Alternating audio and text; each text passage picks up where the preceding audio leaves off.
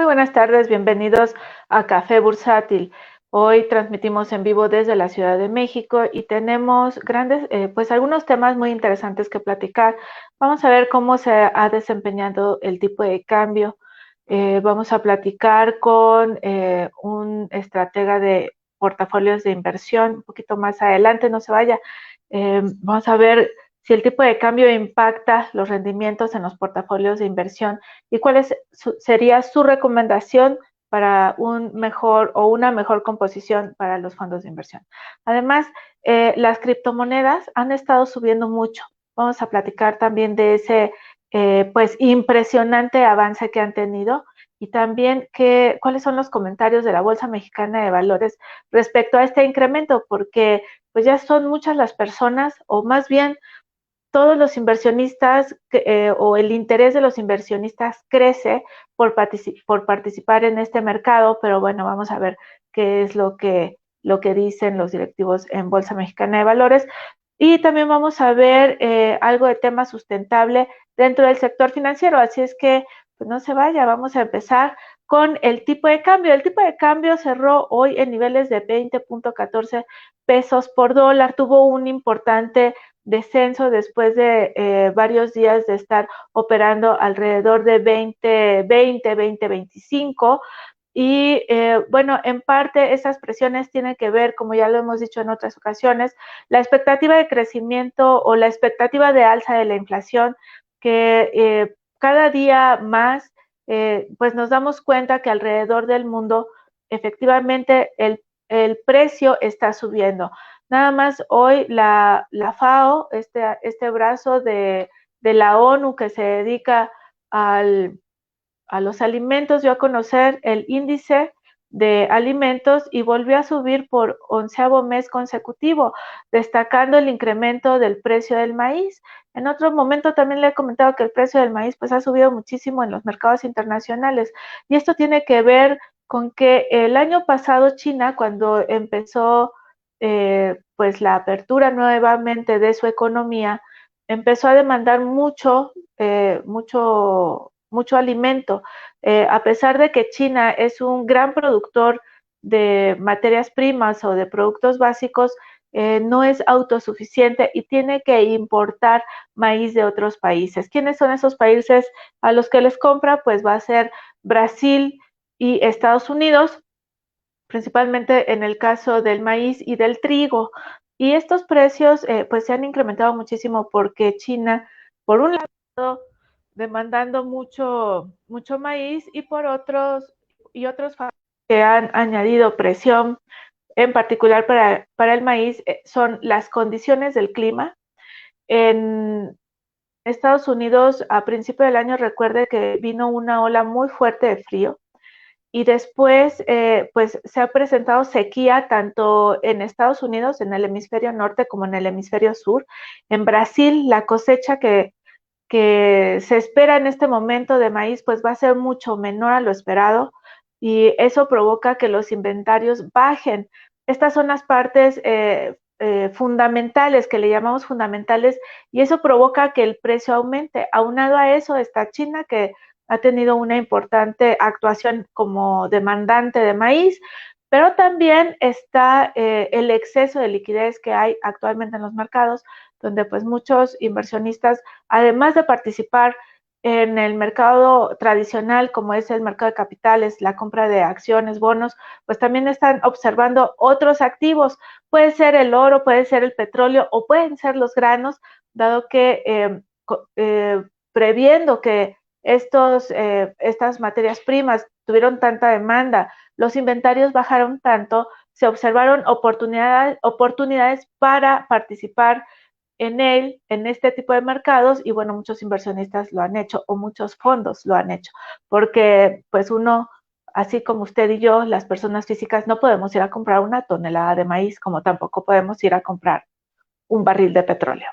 Pero bueno, todos estos factores han mostrado que la inflación efectivamente sube alrededor del mundo y en función de ello ha habido una movilidad de capitales entre otros instrumentos que son los bonos de gobierno y eso ha estado presionando el tipo de cambio.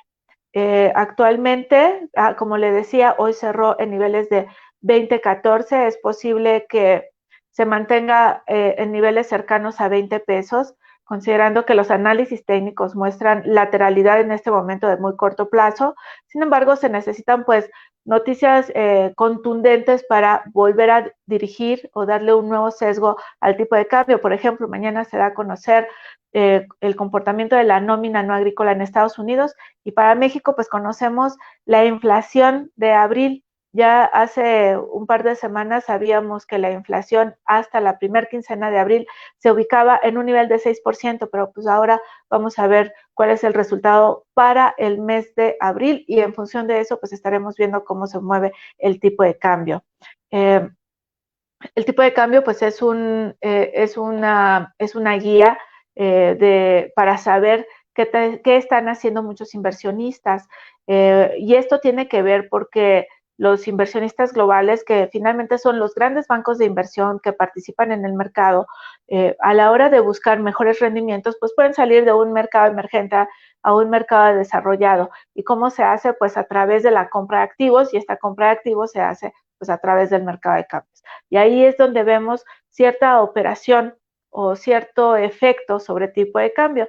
No nada más la decisión de cambiarse de un mercado a otro determina tipo de cambio. Hay muchos otros más factores. Por ejemplo, para el caso de México, que es un país importador, es importante que crezcan las exportaciones para poder nivelar la balanza comercial, y a partir de ello, pues también tenemos un importante flujo de dinero.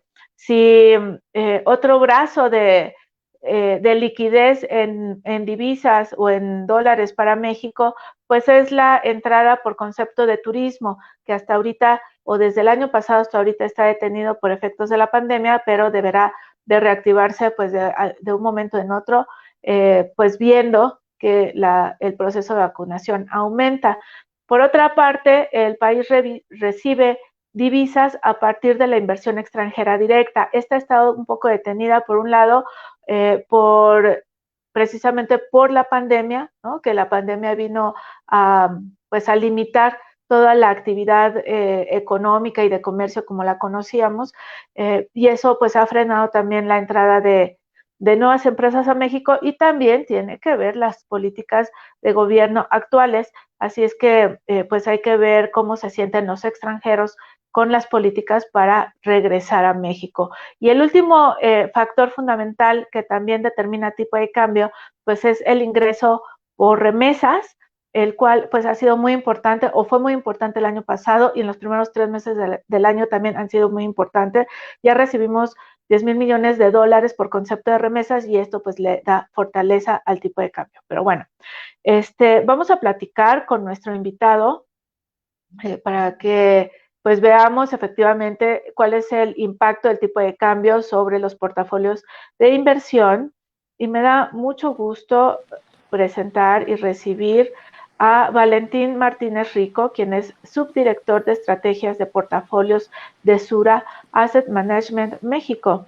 Él es un estratega financiero con más de 19 años de experiencia en los mercados y manejo de portafolios de inversión para cuenta de elevados patrimonios. También ha estado desempeñándose en corporativos como Casa de Bolsa Santander, Casa de Bolsa Inverlat, y bueno, tiene una trayectoria muy importante, además de que cuenta con la certificación de figura 3 por la Asociación Mexicana de Intermediarios Bursátiles en México. Así es que, pues, tenga usted toda la confianza de preguntarle cualquier pues duda referente a los fondos de inversión. Valentín, muy buenas tardes. Hola, ¿qué tal, Iracema? Primero que nada, muchas gracias por la invitación, por el espacio. Un gusto estar contigo y con tu audiencia. Encantados. Muchas gracias. Muchas gracias.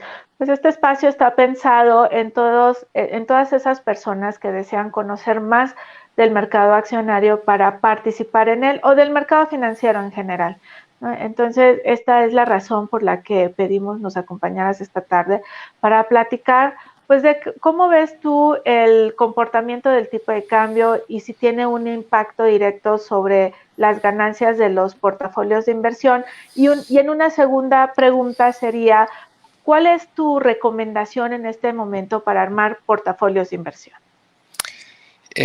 Bueno, la pregunta directa, si tiene un impacto así inmediato el tipo de cambio, pues dependerá de la exposición que tenga este portafolio o no a inversiones que tengan como referencia el dólar, ¿no? Ujú. Es decir, si yo tengo puros CETES, como decías, pues bueno, le podemos buscar el caminito de tal suerte que si se mueve el tipo de cambio va a impactar en los CETES, pero no es una relación directa o lineal, ¿no?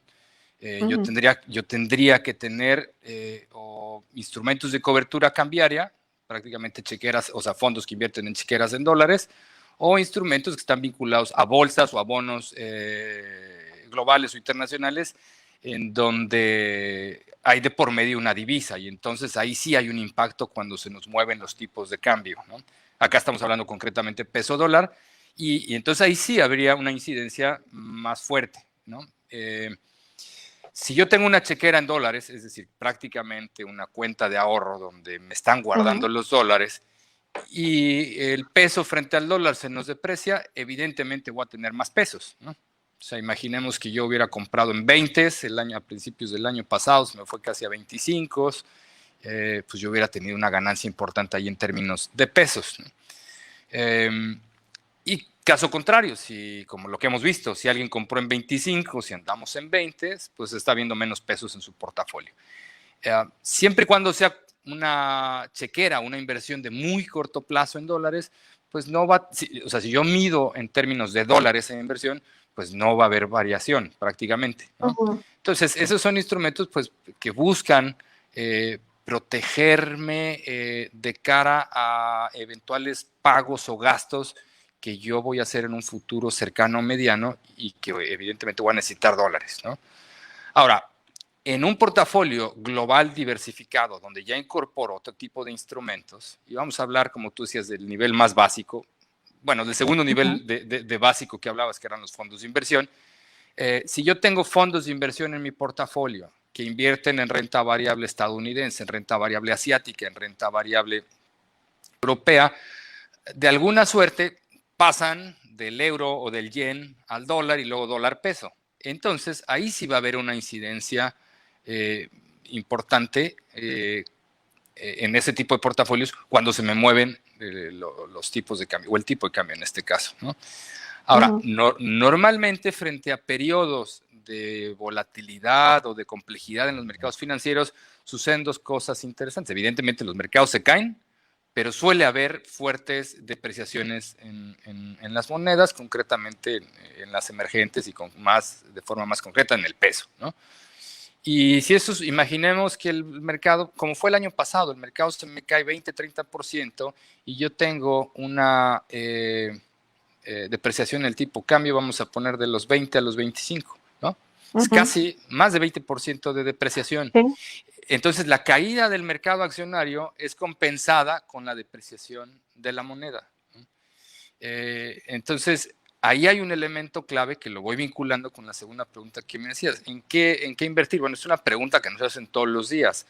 Sí. Y no hay una receta, ¿no? Nosotros ponemos un ejemplo, ¿no? Que ya se va a volver como seguramente cuando me vuelvan a oír hablar y digan, no tiene otro ejemplo, Valentín, pero es que yo cuando lo escuché y lo adopté, me pareció increíble, ¿no?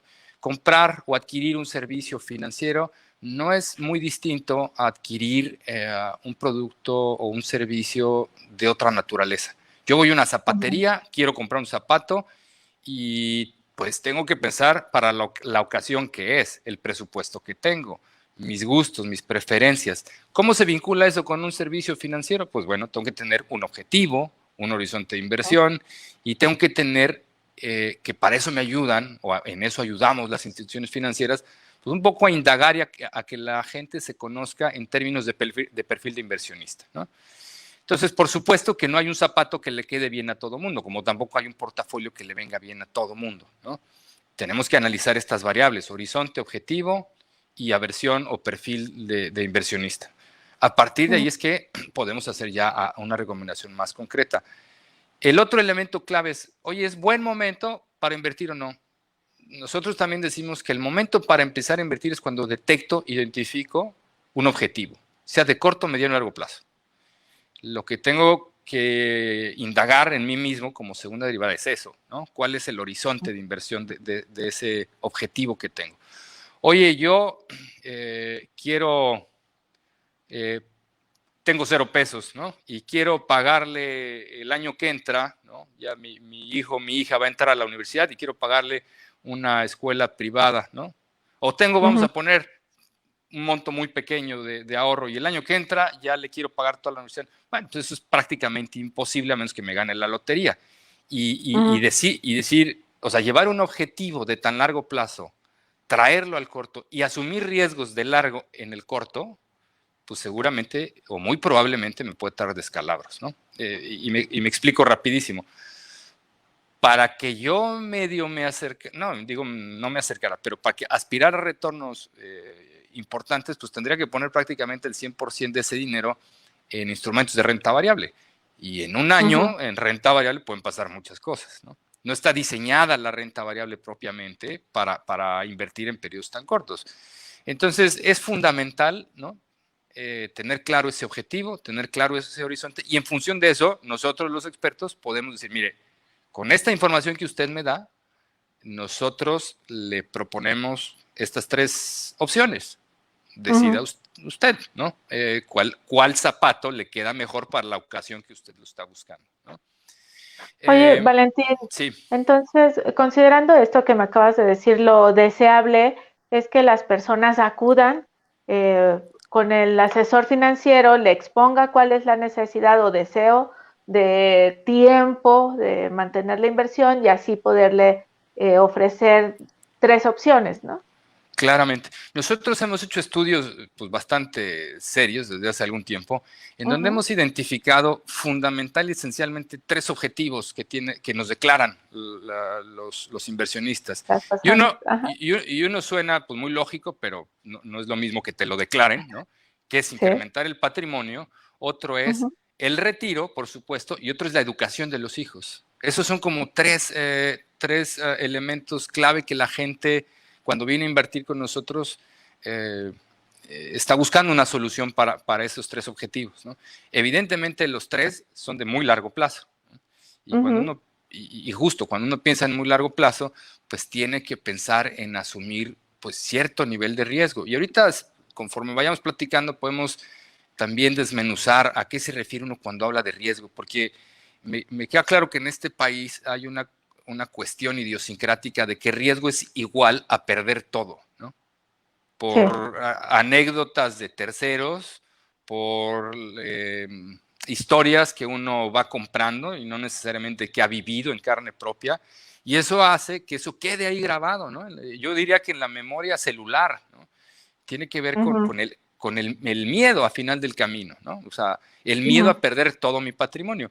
La realidad es que en portafolios ampliamente diversificados, globalmente diversificados, bien cuidados, es casi, no voy a decir imposible, ¿no? Pero es casi imposible que pierdas todo tu patrimonio. Siempre digo también esto, ¿cómo sí puedes perder todo tu patrimonio? Cuando haces apuestas radicales o esquinadas donde pones todo tu dinero en una sola cosa o en un puñado de instrumentos. Ahí sí, o sea, alguien me va a decir, es que mi abuelito en el 87, mi tío en el 2009, ¿no? Perdió todo. Claro, porque invirtió probablemente todo su patrimonio o en acciones financieras, ¿no? O se metió en el peor momento en la acción que estaba más de moda y bueno, hay sorpresas negativas, ¿no? Sí, creo que muchas personas todavía tienen esa idea de las pérdidas de la década de los 80s y todavía no sienten el mercado de renta variable, no sienten la confianza de participar en la renta variable.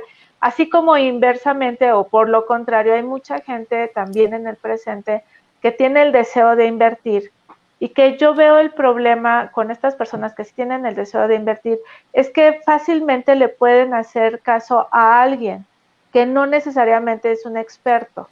y entonces ahí sí podrían tener pérdidas. Por eso ahorita te interrumpí en lo que nos estabas diciendo pues para hacer énfasis de que es importante de que las personas se acerquen con el asesor financiero. Así es, tienes toda la razón y qué bueno que traigas esto a la mesa, ¿no? Porque eso también es fundamental, ¿no? Se tiene que buscar a instituciones serias, reguladas, autorizadas, donde los asesores también. Hoy uno puede buscar en internet el nombre de su asesor y ver si está certificado ante la Comisión Nacional Bancaria de Valores, ¿no? Sí. Y eso implica que tiene al menos una certificación o una serie de elementos detrás que lo avalan como asesor de esa institución. Y bueno, lo segundo evidentemente es tratar con instituciones serias, ¿no? Pero es cierto, mucha gente que no conoce, que no sabe, que no tiene un marco de referencia, pues se deja llevar por el canto de las sirenas, que normalmente es simplemente observar el retorno, ¿no? Sí. Perdiendo de vista los riesgos, perdiendo de vista todo esto que acabo de decir. Oye, el asesor está certificado o no está certificado, la institución existe o no existe en términos formales, ¿no? Es regulada, sí, está supervisada por la Comisión Nacional Bancaria de Valores o no. Y yo sé que una vez más, alguien que nos esté escuchando dirá, oye, pues yo no tengo que saber eso, o sea, a mí llegó alguien, me viene a promover un servicio financiero, es un conocido, normalmente además, ¿no? O sea, muchas veces yo confío en la persona y ahí es donde está mucho también de la médula de este negocio, ¿no? Este negocio es de confianza, hay estudios muy serios que revelan que la relación entre un asesor financiero y sus clientes es idéntica, ¿no? En términos emocionales y de conexión a la de un médico o de un abogado, ¿no? O sea, tú no le confías Sí. la vida a cualquier médico, tú no le confías a un caso legal a cualquier abogado que va pasando. Entonces, es un poco lo mismo y por eso, pues en Sura hemos trabajado mucho desde la marca, la imagen, los equipos y los procesos y todo lo que hay detrás para entregar soluciones que resuelvan justamente esas necesidades que tienen o que revelan tener pues la gente en la calle o nuestros clientes una vez que deciden confiar en nosotros, ¿no? Sí. Sí, sí, lo ideal es que la gente se acerque y efectivamente uno se confiesa con el padre, el médico, el abogado y con el asesor financiero, ¿no? O deberíamos de confesarnos también con el asesor financiero, ¿no? Porque a mí me ha pasado, bueno, antes que iba uno más al banco, ¿no? Con el tiempo uno ya no va al banco, pero me pasaba que iba a cambiar un cheque o iba a ver la tarjeta de crédito y se acercaba a alguien y me decía, oye, que cámbiate de fondo o te invito a participar en nuestros portafolios. Y les decía yo, ok, explícame la cartera que tienen. Y me tocó casos de que las personas que vendían los instrumentos financieros no tenían todo el conocimiento, ¿sí? O la otra situación, ofrecían un fondo quizás para un plazo largo, pero uno como persona no quiere decir que no tiene dinero. Cuando es tan fácil de decir, bueno, no tengo dinero, no puedo hacerlo a largo plazo porque tengo compromisos, ¿no? Claro. Y entonces a lo mejor el asesor puede decir, ah, bueno, tú que tienes compromisos, pues puedes abrir un CETE, ¿no? Claro, claro. Donde no hay nada de riesgo, pero y al plazo más pequeño que son los 28 días, ¿no? Ahora, ahí voy a intervenir un poco, Sí. porque dijiste algo clave también, que nosotros tratamos de romper ese paradigma. Decías, los CETES no tienen ningún riesgo. Y esto es cierto en términos absolutos, es decir, si yo veo mi inversión, compro un CETE, invierto 100 pesos y voy viendo que poco a poquito va subiendo, ¿no? De 100 a 100.01, 100.05, etcétera, etcétera, etcétera, prácticamente en Sí. línea recta. En ese sentido veo poca variabilidad en mi Sí. monto originalmente invertido. Uh-huh. Pero me voy a atrever a romper ese paradigma y decir que lo único seguro cuando uno invierte en CETES es que está perdiendo dinero. Ah, caray, Ay, ¿cómo? caramba. ¿No? Ah, En, caramba, sí, en, ¿cómo? en, en términos de poder adquisitivo, ¿no? Y aquí Ajá. hay un Uh-huh. elemento clave que nosotros tenemos hablando y platicando en distintos foros desde hace algún tiempo, porque ese es el gran enemigo a vencer y se llama la inflación personal, ¿no? Sí. Sí, sí, sí. Ojalá y el alza de precios de bienes y servicios que consumimos fuese la que dice el INEGI que es, ¿no? Ujú, Bueno, ahorita evidentemente subieron mucho los precios en la comparativa anual, más de 6%, pero pensemos al cierre del 2020 que serán 3.15. Ojalá y a todos los que estamos aquí nos hubieran subido los precios 3.15%. Si eso fuese cierto, pues invirtiendo en CETES yo no tendría nada que hacer porque históricamente el CETES sí le gana a esa inflación oficial.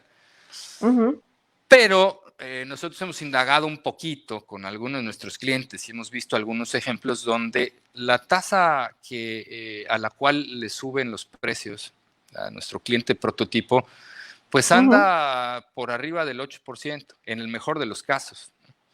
Entonces, si yo invierto en un CETE al 4% y los precios me suben 8%, el Sí, ejemplo más simple es que si al principio del año yo compraba con 100 pesos 10 naranjas, a finales del año las naranjas subieron 8% de precio. No me alcanza para comprar la misma cantidad de naranjas, ¿no? claro. En ese sentido es el que digo esta aseveración.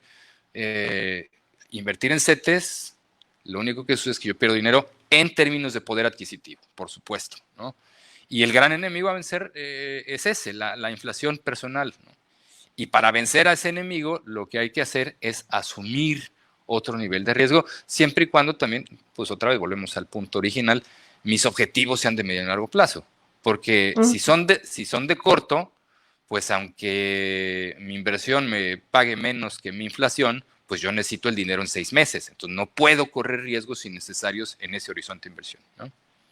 sí, sí, sí. Bueno, pues con todo eso yo sigo justificando o me sirve para reforzar todo mi recomendación de siempre, acérquese al asesor financiero, ¿no? Claro.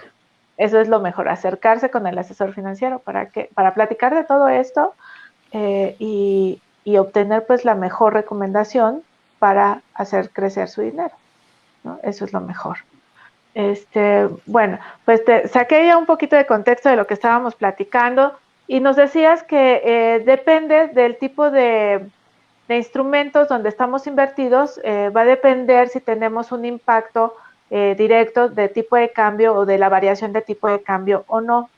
Y la otra pregunta que yo te hacía era, ¿en qué invertir? Y me decías tú pues que es aquí, no puede haber una sola receta, porque depende mucho de las necesidades o deseos de lo que quieren lograr los inversionistas.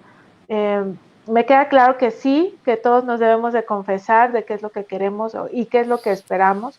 Me parece muy interesante que muchas personas o que los principales deseos de las personas es ahorrar para el retiro, ahorrar para la universidad de los hijos y el otro era invertir de largo plazo, Increment, el incrementar el patrimonio, incremento, sí. incrementar el patrimonio. Pues digo, me parece muy bien, creo que es así como que lo básico, lo esencial, pensar que la inversión nos va a ayudar a vivir en esa época donde ya no trabajamos y también me parece una excelente inversión hacerlo en la educación de los hijos o propia, ¿no? La que sea, pero me parece excelente. Y aun cuando es complicado dar una fórmula así general para todo el mundo, dadas las condiciones actuales, Claro. ¿qué estarías tú viendo en los portafolios? O sea, ¿estarías haciendo una recomendación que estuvieran más cargados de renta variable que de bonos? ¿O sería hacia bonos del extranjero? Como que hacia dónde estarías tú moviendo esta recomendación como para darle una idea a la audiencia, porque además ya Claro, tengo varias preguntas que ahorita te voy a compartir. claro, claro. No, entiendo perfecto, ¿no? Y por supuesto que tenemos una, digamos, recomendación general en Uh términos de -huh, estrategia. Antes de eso diría que tenemos un sistema de recomendaciones que contempla estas dos variables inicialmente, horizonte y objetivo de inversión. Y te pongo un ejemplo y perfil de inversionista. Entonces, uh si un cliente bajo los procesos que nos ha estandarizados que nos hace eh, efectuar la -huh, comisión, ¿no? De cara al perfil de los clientes, resulta que el cliente es conservador y uh dice -huh, que su objetivo es a menos de un año, nosotros recomendamos uno de nuestros fondos prácticamente líquidos, que se llama Sursete y que dentro de su cartera tiene prácticamente puros CETES, ¿no? Si usted es una persona de perfil agresivo y su horizonte de inversión es a más de 3 años, le recomendaremos un portafolio ampliamente diversificado con un componente importante de renta variable, y ahí es donde me voy a centrar en términos de la estrategia y lo que estamos recomendando en términos generales, ¿no? Y hacías una primera pregunta, ¿hacia dónde cargarse más en este momento? Nosotros evidentemente tenemos comités, procesos, modelos que nos permiten descifrar, pues de alguna forma, no es una bolita de cristal para que tenga un índice de bateo del 100%, pero sí que son modelos que evidentemente en la historia demuestran generar valor a la hora de la toma de decisiones. Y en ese sentido, no es un algoritmo donde no intervenimos los seres humanos y entonces listo, porque si no, no estaría yo en esta conversación, evidentemente, ¿no? Pero sí que nos basamos de manera importante en lo que arrojan como resultado nuestros modelos. Y en estos momentos, de acuerdo a lo que estamos observando en términos de recuperación, de fundamentales de las compañías, resultados corporativos, un poco también de ciertas variables de análisis técnico, pero sobre todo es análisis macroeconómico, análisis fundamental de las compañías, pero sobre todo además es tendencias dentro de estas variables. No es el dato per se el dato de crecimiento de Estados Unidos salió en 6 punto algo, no es así, sino estamos revisando y analizando tendencias de esos datos y cómo es que estos tienen impacto en los mercados. Dicho esto, hoy estamos sobreponderando la renta variable versus la renta fija. ¿Qué significa esto? Para clarificarlo.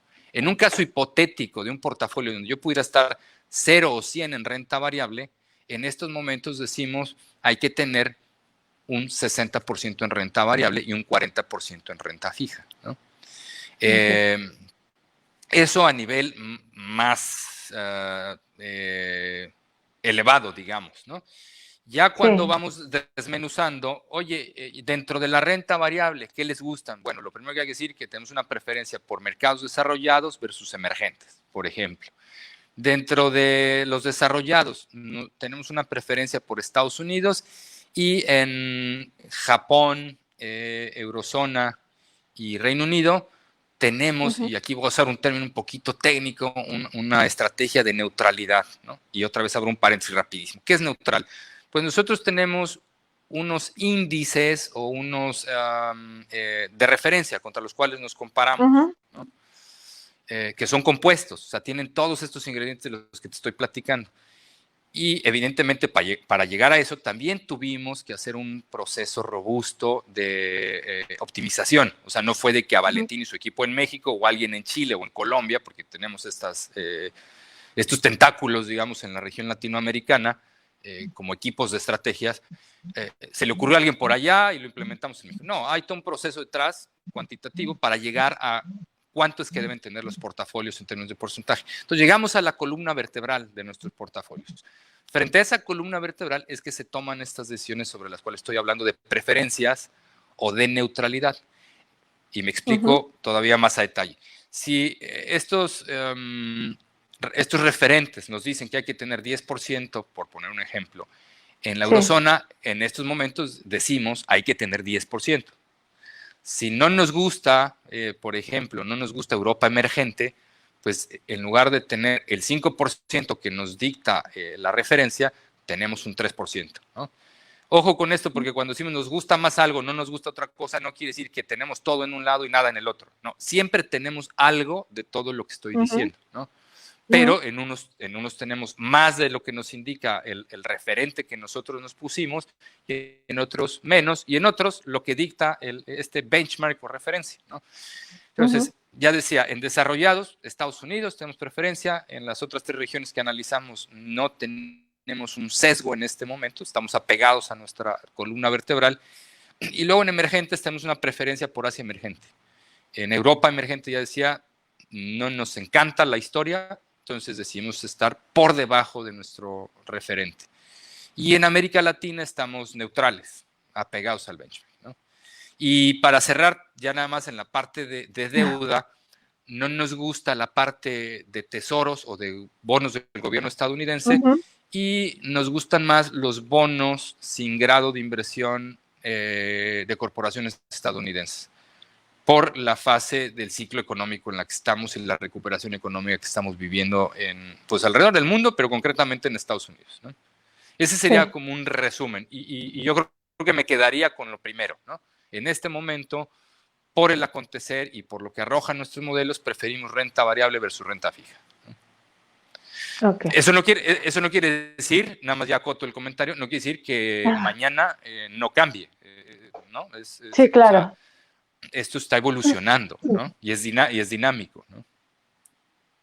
Sí, y vuelvo a hacer énfasis en que hay que consultar al asesor financiero porque efectivamente ellos están muy cerca de estas áreas que precisamente se dedican a estar haciendo la revisión de todos los acontecimientos alrededor del mundo para tomar esas decisiones o poder dar esa dirección, ¿no? de una composición de cartera.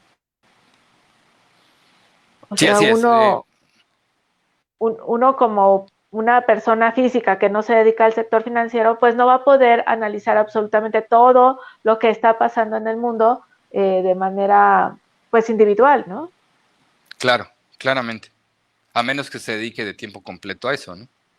Sí, sí, sí, solamente así. De otra manera, pues necesitamos ir con el especialista.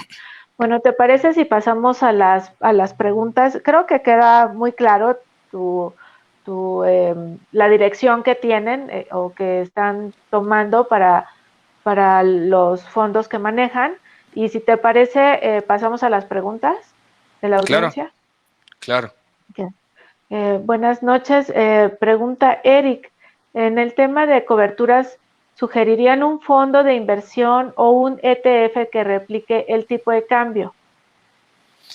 Pues volvemos al nivel de que tú señalabas, ¿no? El nivel de experiencia, ¿no? Lo más Sí. básico y elemental, pues digo, lo más elemental sería tener una chequera en dólares, pero las personas físicas solo en la frontera las pueden tener, ¿no? Sí, Entonces, sí, sí. como no podemos tener aquí de ciertos estados para abajo una chequera en dólares, pues lo más recomendable inicialmente sería un fondo de cobertura.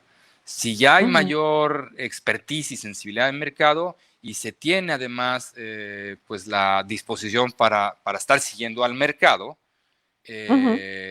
pues se puede comprar un ETF que logre este efecto también, ¿no? Sí, sí. Bueno, entonces, Eric, sí, sí, sí se podría comprar un ETF. Viene y pregunta, ¿qué sucederá el día en que se deje de dar estímulos fiscales y monetarios en Estados Unidos? Pues la esperanza y la expectativa es que la economía sea ya autosustentable, ¿no? De hecho, los bancos centrales desde el año pasado han dicho que no van a quitar los estímulos, aun cuando identifiquen que la recuperación es ya Ujú, autosustentable, ¿no? ujú, Eh, Evidentemente estos estímulos entran, ¿no?, como un paliativo en momentos en donde muchas cosas están trabadas o atoradas, ¿no? Cuando la economía vuelve a su engranaje normal y natural, la teoría dice que pues no necesitan estos estímulos. Entonces, si uno los retira, deberían andar solitas, perdón, las sí, economías, sí, ¿no? sí, sí. Ahora, lo cierto es que del 2009 para acá, al primer tropezón que tienen las economías, los bancos centrales vuelven a aparecer y dicen, tranquilos, aquí estamos. Pareciera como cuando un niño empieza a gatear, ¿no? Oye, lo voy a Ujú, dejar unos pasitos, pero si veo como que se me va a caer, pues entro inmediatamente para evitar que se lastime, ¿no? Entonces, eso es lo que hemos observado de la gran crisis financiera de Estados Unidos del ujú, 2008 para acá y que se pues reavivó de forma muy importante el año pasado con estos estímulos. Y los fiscales, pues también son de una vez, ¿no? ujú, De una ocasión y listo, ¿no? O sea, para ujú. el gasto público sustituye a la inversión y al gasto privado, ¿no? Esa es la intención. Y fortalecer, evidentemente, eventualmente, como está pasando en Estados Unidos, una vez que las cosas se asientan, fortalecer de nueva cuenta el consumo interno, ¿no?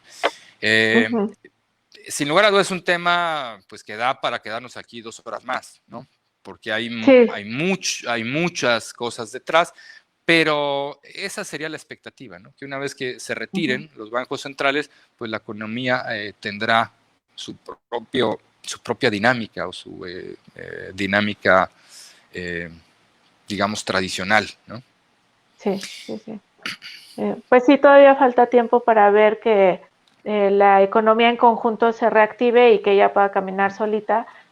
Como bien comentabas, principalmente la banca central de Estados Unidos ha comentado que no va a retirar los estímulos hasta que vea que existe un pleno empleo y que vea ya mucha estabilidad en todos los sectores o agentes de la economía. Carol Saide pregunta, ¿cuál es tu panorama para el índice de precios y cotizaciones de la Bolsa Mexicana de Valores? La realidad es que nos basamos mucho en consensos. O sea, nuestros modelos, ya decía, son modelos, otra vez un poco técnico, top-down, o de lo macro a lo particular, donde lo que vemos, como ya decía, son variables macroeconómicas fundamentales y elementos también clave de las corporaciones, ¿no? A nivel de índices en este momento, ¿no? O sea, nosotros hacemos análisis a nivel de índices en las distintas regiones que estamos analizando. Y en función de todo esto que platicaba y los modelos que tenemos detrás, es que asignamos recursos a donde vemos mayor o mejores perspectivas económicas que eventualmente se traduzcan en mejor comportamiento de bolsa. Pero no estamos pensando necesariamente en, va a subir a 50,000, entonces hay que subirse. Ya rebasó los 50,000, hay que bajarse. No somos una institución, una empresa que trate de hacer market timing al mercado. Ahora, ¿qué dice el consenso? Pues hay expectativas bien amplias, ¿no? Recién una correduría global, suiza, cuyo nombre no puedo decir, pero estaba subiendo su nivel objetivo para la bolsa mexicana. Perdón, no es cierto, son unos españoles. A 53,000 puntos, para cierre de año, ¿no? Cuando uno mira, ya hay algo público, esto es bien interesante y lo recomiendo que lo sigan. En la MIB ya hay una encuesta que le pregunta a un consenso de analistas locales qué estiman para la Bolsa Mexicana de Valores. Y el rango de estimaciones en este momento es bien amplio. O sea, hay desde 48,000 hasta 51,000 puntos, ¿no? Esta institución que acabo de decir no está dentro de esa encuesta, pero acaba de emitir sus pronósticos, entonces va a 53,000 puntos. La realidad es que siempre son referentes esos precios objetivos. O sea, rara vez hay consistencia en quien pronostica todos los años y le atina, ¿no? Son referentes, por supuesto, ¿no? Que hay que tener como guía y tal. Lo importante es estar con una distribución de activos o asset allocation indicada para los diferentes momentos del ciclo, por ejemplo, o para los distintos momentos de acuerdo a ciertas variables económicas que hay que analizar. Y bueno, pues otra vez, eso se logra cuando hay toda una serie de procesos y de elementos robustos detrás para esa toma de decisiones, ¿no? Entonces, net, pues las perspectivas, de acuerdo al consenso, siguen siendo favorables. Nosotros, eso no lo dije, pero todavía para México tenemos una posición de sobreponderación, otra vez hablando de benchmark, es decir, estamos arribita en nuestro benchmark. Estamos analizando y revisando si todavía nos quedamos ahí o nos vamos a la neutralidad, pero en este momento, mientras hablo, seguimos teniendo una visión positiva, favorable para la renta variable mexicana, que estamos evaluando evidentemente por diversas situaciones económicas, financieras y por supuesto también escenarios de otro tipo, ¿no? Ok, gracias. Jorge Falcón manda saludos, al igual que Sara Hernández también manda saludos y hace una recomendación de que te sigan, le hace una recomendación a la audiencia. Muchas gracias, Sara. Y Berenice, desde Ciudad Juárez, pregunta cómo puede invertir con ustedes, dado que ella pues nada más los conocía como compañía de Afore. seguro o como Afore. Sí, sí, son nuestros negocios como más emblemáticos. Berenice, acércate a nuestras redes sociales, ahí están todos nuestros puntos de contacto para que te devolvamos la llamada y te contactemos y podamos hacer juntos un diagnóstico y una recomendación puntual. Ok. Bien, y bueno, por ahorita vamos a esperar otras preguntas. Y bueno, en términos generales, el panorama para México, ¿lo ves positivo? Pues ya decías tú, ¿no? Las estimaciones, según encuestas del Banco de México, según sí. los organismos internacionales, según la encuesta quincenal de Citibanamex, es decir, para este año se espera un crecimiento favorable de cara a lo que vimos el año pasado. Las expectativas de resultados corporativos también son favorables. Y uno diría, claro, pues que el año pasado fue desastroso, entonces la base comparativa desde la que partes es muy baja y entonces por eso lucen muy buenos los resultados corporativos. Sí, en parte, pero si el escenario económico o macro fuera espantoso, pues aunque tu perspectiva de resultados corporativos fuera, cosa que podría ser complicada, pero fuera favorable, no necesariamente verías el apetito que hemos visto desde por lo menos hace 6 meses para acá en el mercado mexicano y concretamente en lo que va de este año, ¿no? Entonces, un panorama, yo no diría optimista, desbordante, sino más bien optimista, cauteloso, ¿no? Siempre. O sea, hay factores ahí y hacia que no se pueden meter en los modelos, que tienen que ver más con cuestiones idiosincráticas, están a la vuelta de la esquina elecciones y veremos qué traen después, ¿no? O sea, digamos que sí son las elecciones más importantes en la historia de este país por la cantidad de puestos que se disputan y tal, pero lo más relevante es el día después, ¿no? O sea, sí. y por día después no me refiero al siguiente día, sino los siguientes meses y lo que queda de la administración actual, ¿no?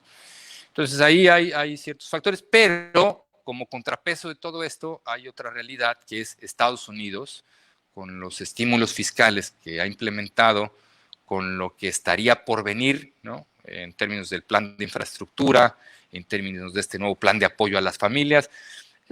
Seguramente o es altamente probable que no le aprueben a Biden la cantidad de dinero que quiere, pero también es muy probable que le aprueben algo por el poder político que tienen hoy los demócratas. Y en ese sentido, pues México se verá beneficiado. O sea, si ya de por sí la dependencia con Estados Unidos es brutal, pues si a Estados Unidos le va bien, seguramente nos dará cierto impulso, ¿no? Y ahí se abren otros debates, pero hasta aquí dejamos el comentario, ¿no? Muy bien, pues muchísimas gracias, Valentín, por haberme acompañado esta tarde, por haberle expuesto a la audiencia, pues, cómo acercarse para mejorar su capital. Te agradezco mucho, que tengas una linda tarde y espero nos acompañes en otro momento. Igualmente encantado, Iracema, y a tus órdenes cuando así lo requieras. Muchísimas gracias, que tengan buena noche.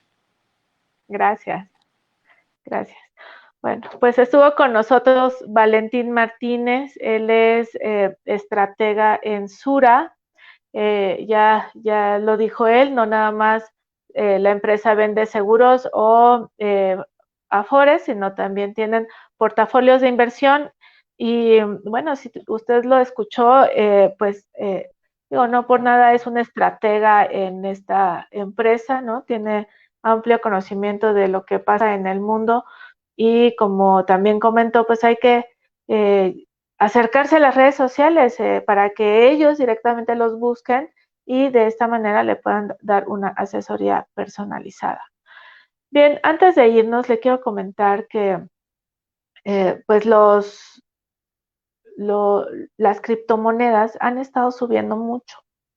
La semana pasada estaba yo revisando Ethereum, esta moneda Ethereum, que ha subido 400% en muy poco tiempo, en muy pocos meses, de septiembre a la fecha más o menos. Bitcoin pues también ha subido de una manera impresionante también de septiembre a octubre a la fecha. Ha habido muchísima demanda, mucho interés de inversionistas, pero también estas monedas han sido respaldadas por algunas voces, por los directivos de algunas empresas como la automotriz Tesla, el directivo que mencionó pues que estaban dispuestos a hacer transacciones a través de estas monedas y Visa también ha dicho que puede estar haciendo algunas transacciones con estas monedas. La plataforma Bitso, la plataforma mexicana, pues también ya se acercó a cotizar porque el volumen de operación que, que ha tenido por toda esa demanda, ese interés por participar en las criptomonedas, pues le ha llevado o le ha generado que el valor de la empresa ahora sea de 2.200 millones de dólares. O sea, es una cantidad impresionante para una plataforma. También en Estados Unidos hay otra plataforma que también ya cotiza en Estados Unidos, en las bolsas de Estados Unidos, al igual que Bitso. Y bueno, esto pues abre la puerta a discusiones en cuanto a las garantías que pueden ofrecer las criptomonedas. Yo le comentaba al inicio del programa que íbamos a ver cuáles son el punto de vista de la Bolsa Mexicana de Valores. O sea, estamos hablando de un producto o un activo no tradicional desde la voz de alguien, de un ejecutivo que trabaja en la Bolsa Mexicana de Valores, que tiene más de 125 años en el mercado y que trabaja con productos tradicionales como son las acciones. Pues Juan Manuel Allende, quien es director general adjunto de emisoras e información de Grupo Bolsa Mexicana de Valores, hoy a un medio comentó pues que sí, efectivamente esto ha ido creciendo por todos lados y es muy atractivo observar esos rendimientos que presentan. De hecho, los inversionistas empiezan a preguntar cómo pueden tener exposición a este tipo de valores. Bueno, y viendo esa necesidad o esa curiosidad de la gente de cómo participar, pues comentaba que hay discusiones pendientes entre autoridades. Desde la bolsa, parece que eventualmente pudieran tener pues no disponibles, o sea, están viendo junto con autoridades cómo se podría llevar a cabo estas operaciones, pero que tratando de minimizar los riesgos para los usuarios. Así es que se podría pensar en Bolsa Mexicana de Valores, se podría pensar en un producto que de alguna manera refleje el comportamiento de estos activos, de estas criptomonedas. Y esto me hace pensar que estarían pensando en el diseño de un instrumento como lo ha hecho la Chicago Mercantile Exchange, que tiene un futuro sobre el Bitcoin y en esta semana lanzó otro instrumento que se llama Mini Bitcoin, que representa una cantidad menor para invertir y bueno, y que están abiertas al público. Yo les diría que cuando estos instrumentos relacionados o que van a replicar de alguna manera el comportamiento de la criptomoneda, yo me sentiría más segura hacer esta operación desde cualquiera de las bolsas que decimos estandarizadas, porque ellas cuentan con mecanismos de regulación, supervisión y también cámaras de compensación que les permiten garantizar o por lo menos minimizar los riesgos a que nosotros podamos perder nuestro dinero. De otra manera, yo le diría que hay que esperar a que pues la regulación, los bancos centrales formen algo más, trabajen en reglas más concretas, precisamente para que usted como inversionista pues no pierda su capital, dado que en el presente lo único que respalda ese incremento en el valor de las criptomonedas, pues es la creencia de cada persona que esto se va a convertir en una moneda de uso recurrente en el mundo y, y que va a ser la moneda del futuro. Yo le diría que en Europa, para llegar al euro, para llegar a que todos manejaran el euro, esto se pensó por 20 años antes. ese plan se planteó desde 1980 y hubo una serie de cambios paulatinos, despacio, hasta llegar al euro. Y en el presente, todos los gobiernos buscan mantener condiciones aceptables en deuda, que los países sean muy transparentes, o sea, muchas condiciones, que el comercio cumpla también ciertas condiciones para que todos puedan realmente utilizar una moneda que sea equiparable para cada uno de los mercados dentro de la misma Unión Europea. O sea, con esto le quiero decir que no es tan sencillo así de que ya apareció la moneda, ya la estamos usando y además se va a convertir en la moneda del mundo y ahorita nos está dando ganancias, porque si llegara a suceder que se convierta en la moneda del mundo, pues ya no estaría dando ganancias y sería una moneda más, como es el peso o el dólar o la libra o cualquier moneda. Y déjenme decirle que estas monedas que le acabo de mencionar, nunca en la vida, en un año, en 6 meses, han dado rendimientos como los están dando las criptomonedas. Tenga usted mucho cuidado en el momento de tomar una decisión de inversión. Si usted está muy interesado en participar en las criptomonedas, le diría que sí, se acerque a Bitso, compre alguna cantidad pequeña de su dinero, espere a ver qué es lo que pasa.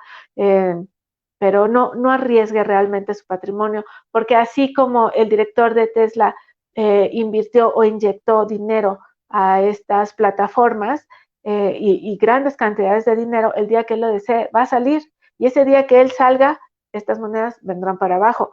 Lo malo es que no sabemos cuándo él decida que puede salir de este mercado. Y lo otro que le quería decir es que hay muchos bonos que se han desarrollado muchos bonos de temas sustentables relacionados con el sector sustentable y esto lo puede usted adquirir como ETFs. Ya es un poco tarde y el tema requiere de más tiempo, así es que lo dejamos pendiente para la próxima semana, si a usted le parece. Y bueno, esta tarde pues yo me despido, me da muchísimo gusto que me acompañen como cada semana. Le agradezco mucho a Café Corazón de la Tierra, que pues me hace llegar este café para que ponerme yo muy ad hoc con el programa que es Café Bursátil.